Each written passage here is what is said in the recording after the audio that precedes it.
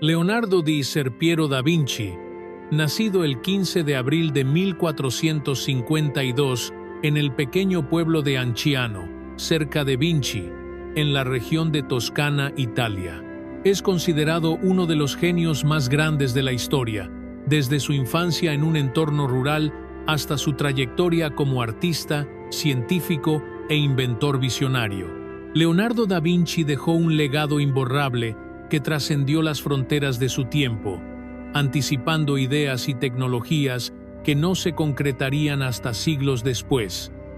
Leonardo da Vinci nació de forma ilegítima, hijo de Serpiero da Vinci, un notario de renombre perteneciente a una familia establecida en Vinci desde el siglo XIII, y Caterina di Meo Lippi, una joven de clase baja. Esta condición de hijo ilegítimo le impidió acceder a una educación formal en latín o estudios universitarios, oportunidades reservadas únicamente para los hijos legítimos de familias acomodadas. Sin embargo, esta circunstancia también lo liberó de las estructuras tradicionales, permitiéndole explorar múltiples disciplinas sin límites preestablecidos. En sus primeros años vivió con su madre, Caterina, pero tras pasar su primer año de vida junto a ella, fue criado por sus abuelos paternos, Antonio y Lucía. Antonio tenía más de 80 años y Lucía unos 60, lo cual le dio a Leonardo una niñez tranquila, aunque distante de sus padres biológicos.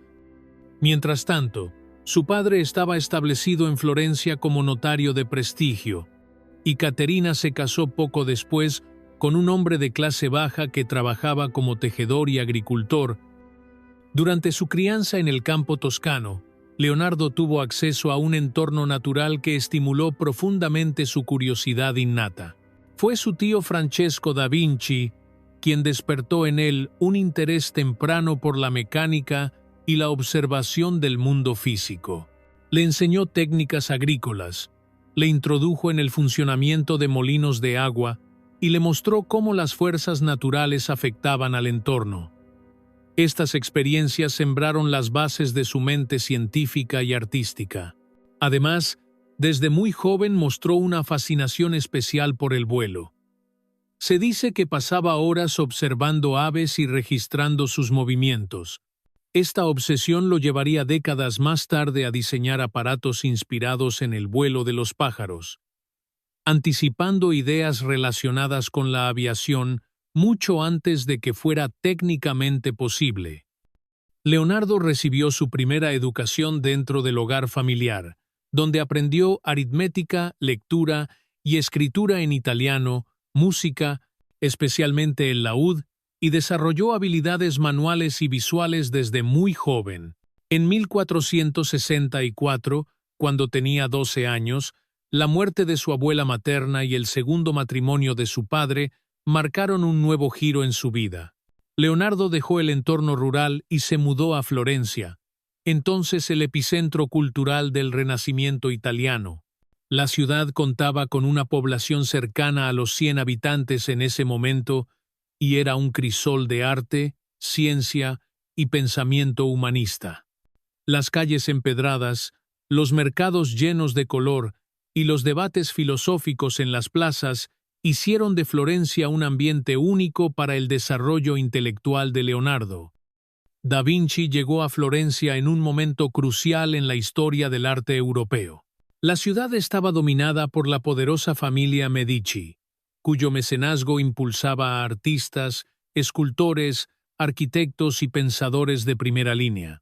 En este ambiente creativo y competitivo, Leonardo comenzó su aprendizaje formal a los 14 años, ingresando como artesano en el taller de Andrea del Verrocchio, uno de los artistas más reconocidos de la época. El sistema de aprendizaje en Florencia era estricto y altamente competitivo. Los jóvenes aspirantes pasaban años realizando tareas básicas antes de ser reconocidos como ayudantes capacitados. En ese tiempo, los talleres operaban como verdaderas fábricas de arte, donde los aprendices mezclaban pigmentos, preparaban lienzos, pulían mármol y copiaban obras maestras para mejorar su técnica. El objetivo final era lograr la independencia como maestro reconocido por el gremio correspondiente. En el taller de Verrocchio, Leonardo recibió una formación integral en pintura, escultura, joyería y diseño mecánico. Se cree que colaboró en obras como El bautismo de Cristo y Tobías y el Ángel. Algunos historiadores sugieren que su habilidad pictórica superó tanto a la de su maestro que Verrocchio decidió abandonar la pintura y dedicarse únicamente a la escultura, impresionado por la destreza de su joven aprendiz.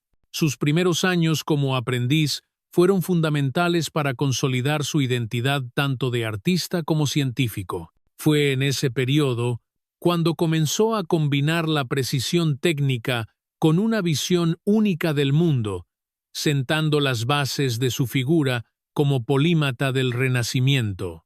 Además de su talento artístico, Leonardo destacó por una memoria asombrosa, prácticamente fotográfica, que le permitía recordar detalles extremadamente complejos solo con verlos una vez. Esta habilidad, junto con su insaciable curiosidad intelectual, lo convirtió en un estudiante excepcional y en un autodidacta precoz, capaz de dominar múltiples disciplinas sin necesidad de repetir constantemente los conceptos. Su mente inquieta y rápida absorción del conocimiento lo diferenciaron desde joven, marcando el inicio de una trayectoria única en la historia del arte y la ciencia. Tras 6 años de aprendizaje, en 1472, Leonardo se afilió a la Compagnia di San Luca, el gremio de pintores de Florencia. Aunque oficialmente se independizó como pintor, continuó trabajando en el taller de Verrocchio hasta 1477, tiempo en el que perfeccionó su técnica y amplió su conocimiento sobre perspectiva, anatomía y proporciones humanas. En 1474, mientras estaba en Florencia, pintó el retrato de Ginebra de Benci, hija de un rico banquero florentino. La obra, actualmente en la National Gallery de Washington, podría haber sido encargada para celebrar su boda.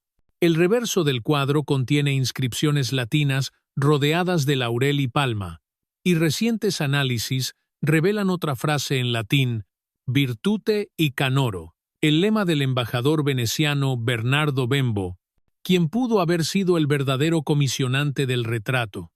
Durante estos años también realizó una de sus primeras obras maestras, La Anunciación, que se encuentra ahora en la Galería Uffizi. Aunque algunos expertos dudan de su autoría debido a tonos desiguales, otros aseguran que esta obra representa a un Leonardo aún en formación, antes de dominar completamente la ciencia detrás de la pintura. Da Vinci abrió su propio taller en Florencia en 1477, un paso importante hacia su independencia artística. Recibió su primer encargo significativo ese mismo año: pintar una natividad para la capilla de San Bernardo en el Palazzo Vecchio. Sin embargo, como ocurriría con tantas otras obras a lo largo de su vida, nunca llegó a completarlo. La obra fue reasignada posteriormente a Domenico Ghirlandaio, quien terminó el trabajo por él. A pesar de esta interrupción, Leonardo siguió produciendo importantes obras pictóricas. En 1478 dio forma a Madonna of the Carnation, también conocida como Munich Madonna, actualmente conservada en la Alte Pinakothek de Múnich. Esta pieza muestra similitudes estilísticas con La Anunciación, especialmente en detalles como el cabello trenzado y el uso simbólico de las flores. Sin embargo, ha sido severamente afectada por restauraciones anteriores, que alteraron partes esenciales del lienzo original. Poco después, en septiembre de 1481, dejó Florencia rumbo a Milán, posiblemente como parte de un gesto diplomático organizado por Lorenzo de Medici. Su objetivo era trabajar bajo el patronazgo del duque Ludovico Sforza, quien buscaba elevar Milán a la categoría de rival cultural de Florencia. Allí se le contrató inicialmente como músico de corte, destacando por tocar un laúd plateado con forma de cabeza de caballo, diseñado para llamar la atención. Pero pronto demostró ser mucho más que un artista musical. Sus cartas no enviadas revelan cómo intentaba impresionar al duque presumiendo de sus habilidades como diseñador de máquinas de guerra, catapultas y armamento militar. Durante estos años en Milán, Leonardo tomó bajo su protección a Giovanni Giacomo Caprotti, un niño de 10 años apodado Salai, lo que marcaría el comienzo de una relación compleja que duraría 3 décadas. Entre los proyectos que dejó incompletos en Milán se encuentra la Adoración de los Magos, encargada por los monjes de San Donato in Scopeto. Inició este altarpiece poco después de llegar a la ciudad, pero tampoco concluyó la obra, que hoy forma parte de la colección permanente de la Galería Uffizi. El cuadro combina técnicas de agua, óleo y carbón, y aunque no está terminado, ofrece una visión fascinante de su proceso creativo. En aquella época, los altares eran frecuentemente encargados por iglesias y patronos privados como medio de asegurar el paso al cielo, una práctica muy común entre los mecenas religiosos. También en Milán, trabajó en uno de sus proyectos escultóricos más ambiciosos, una estatua ecuestre dedicada a Francesco Sforza, padre del duque. Sin embargo, debido a la guerra con Francia y la escasez de bronce, el proyecto fue cancelado antes de ver la luz. Este tipo de frustraciones no eran ajenas a su carrera, donde ideas grandiosas chocaban con limitaciones materiales o políticas. Fue en este periodo cuando se centró en otro de sus grandes legados, La Última Cena, pintada entre 1495 y 1498 en el refectorio del convento Santa María delle Grazie. Esta obra revolucionó la pintura mural por su composición magistral, expresividad humana y uso de la perspectiva lineal. Leonardo experimentó con una técnica poco convencional, mezclando óleo y temple, lo que resultó en un rápido deterioro del fresco. Hoy solo queda visible alrededor del 20% del trabajo original, tras múltiples restauraciones que han intentado preservar lo posible de su genialidad visual. En 1498 fue nombrado ingeniero de la Cámara, diseño de defensas y armamento para Lombardía ante una posible invasión francesa. Ese mismo año comenzó a colaborar con el matemático Luca Pacioli en Divina Proporzione, un texto que exploraba la famosa proporción áurea, un principio guía en arte y arquitectura para lograr resultados visualmente equilibrados. Pero en 1499, la invasión de Luis XII de Francia obligó a Leonardo a abandonar Milán. Viajó primero a Mantua, donde dibujó un retrato de la marquesa Isabella d'Este, ahora en el Louvre. Luego pasó por Venecia, ofreciendo sus servicios como ingeniero militar frente a la amenaza otomana. Diseñó equipos de buceo y sistemas de defensa submarina, aunque ninguno llegó a usarse. De regreso a Florencia en 1500, se alojó en el monasterio de Santísima Annunziata y comenzó a trabajar en La Virgen y el Niño con Santa Ana. Una vez más, la obra quedó inconclusa, con algunas partes terminadas por sus discípulos. Un año después, en 1502, fue contratado como ingeniero militar de Cesare Borgia, hijo ilegítimo del Papa Alejandro VI y hermano del rey de Navarra. Durante su breve servicio, viajó por ciudades como Imola, Forlì y Urbino, creando mapas estratégicos y planos defensivos. Sin embargo, su estancia terminó abruptamente tras el asesinato ordenado por Borgia de Vitelloso Vitelli, amigo cercano de Leonardo, hecho que lo llevó a abandonar el cargo.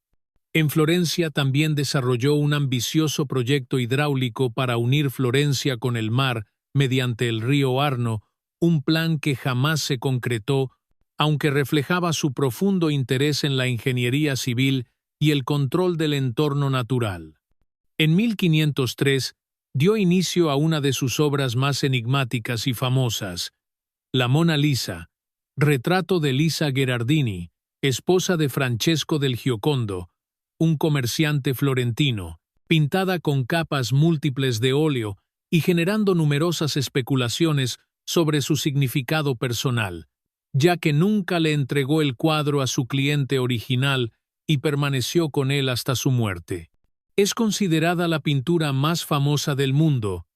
En esta utilizó el efecto esfumato, un método de pintar sombras y transiciones de color de forma extremadamente suave, casi imperceptible. Esta técnica le permitió crear una ilusión óptica donde los labios y los ojos parecen cobrar vida dependiendo del ángulo desde el que se mira el cuadro. Ese mismo año, Leonardo y Michelangelo Buonarroti fueron comisionados por las autoridades florentinas para decorar dos paredes opuestas del Palazzo Vecchio con frescos de batallas históricas. Para Da Vinci, la batalla de Anghiari, que representaría la victoria de Florencia sobre Milán en 1440. Y por otro lado, para Michelangelo, la batalla de Cassina, basada en la victoria de Florencia sobre Pisa en 1364. La relación entre Leonardo y Michelangelo siempre fue tensa. Eran dos genios de temperamento completamente distinto. Leonardo era conocido por su elegancia, su porte refinado y su manera calmada y reflexiva de trabajar.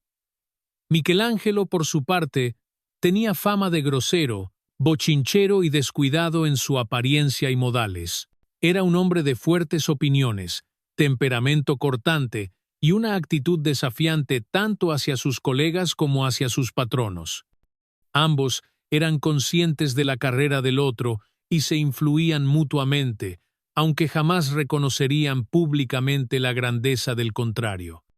Ambas obras quedaron incompletas, y tras décadas de espera por su finalización, el Ayuntamiento de Florencia decidió encargar en 1560 al pintor Giorgio Vasari que decorara las mismas paredes con nuevos frescos. Al hacerlo, Vasari cubrió las obras inacabadas de Leonardo y Michelangelo, una decisión que ha sido objeto de debate histórico y arqueológico hasta nuestros días.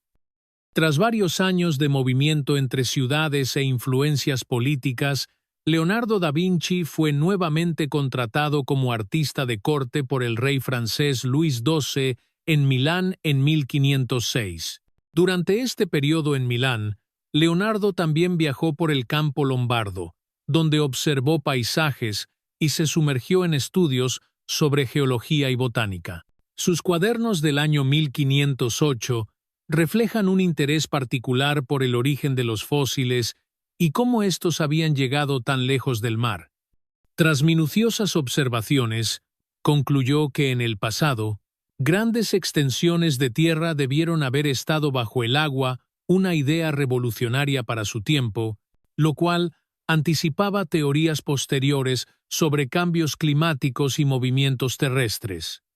En 1513, Leonardo abandonó Milán y se trasladó a Roma, donde fue alojado en el Belvedere del Vaticano por Giuliano de Medici, hermano del Papa León X.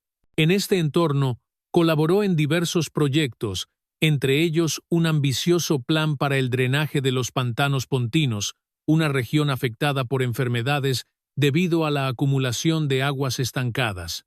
Aunque sus diseños no fueron utilizados en aquel momento, su metodología y visión ingenieril volvieron a demostrar su capacidad para aplicar el conocimiento científico a problemas prácticos.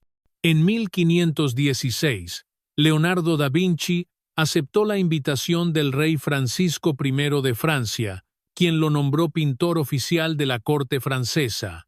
Leonardo se trasladó a Francia junto a dos figuras clave en su vida: Salaï, su discípulo desde los 10 años y posiblemente su compañero sentimental, y Francesco Melzi, un joven noble milanés que también fue su aprendiz y probable amante.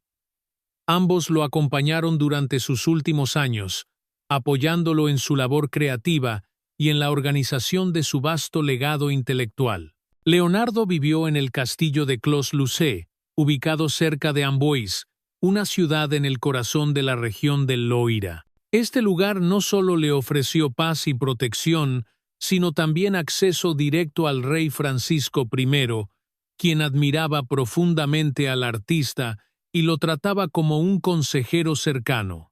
Se dice que mantenían conversaciones diarias, donde Leonardo compartía sus ideas sobre arte, ciencia y filosofía con una mente tan abierta como inquieta. Durante estos años finales, Leonardo se dedicó a consolidar y organizar miles de páginas de notas y dibujos acumulados durante toda su vida.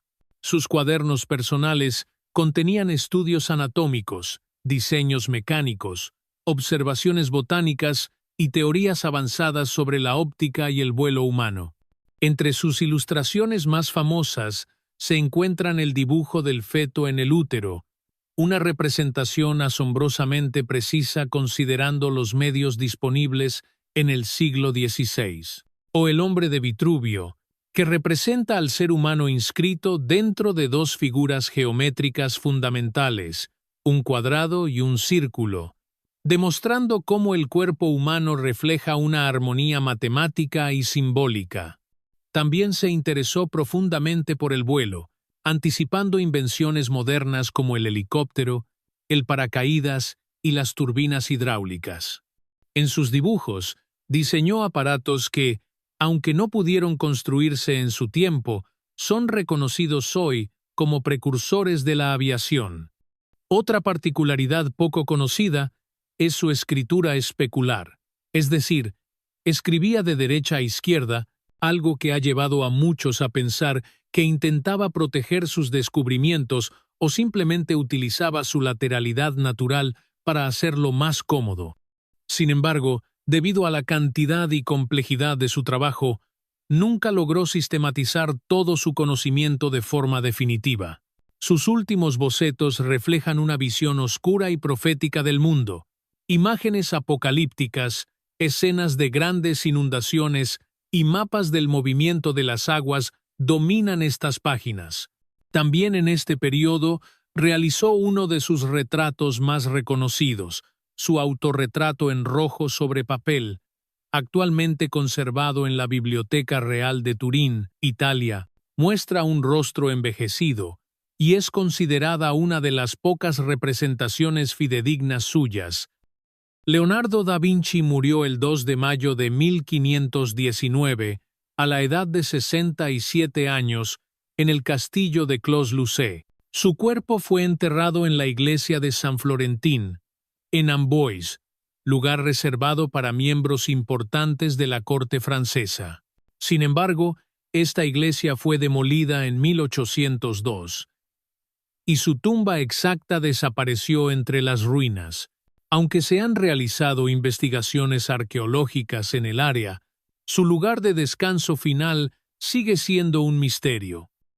A lo largo de su vida, Leonardo demostró ser mucho más que un pintor extraordinario. Fue un investigador obsesionado con descifrar los secretos de la naturaleza, un ingeniero visionario y un filósofo del conocimiento. Como verdadero polímata del Renacimiento, integró arte, ciencia y filosofía, convirtiéndose en uno de los pilares fundamentales del pensamiento moderno. A pesar de dejar muchas obras incompletas, su legado como hombre del Renacimiento está plenamente justificado. Fue un símbolo del ideal humanista, interesado en comprender el mundo a través de la observación empírica, el estudio directo de la naturaleza y la creatividad multidisciplinaria. Él no solo vivió su época, la transformó. Gracias por acompañarnos en este viaje por la vida, las obras y el impacto de Leonardo da Vinci.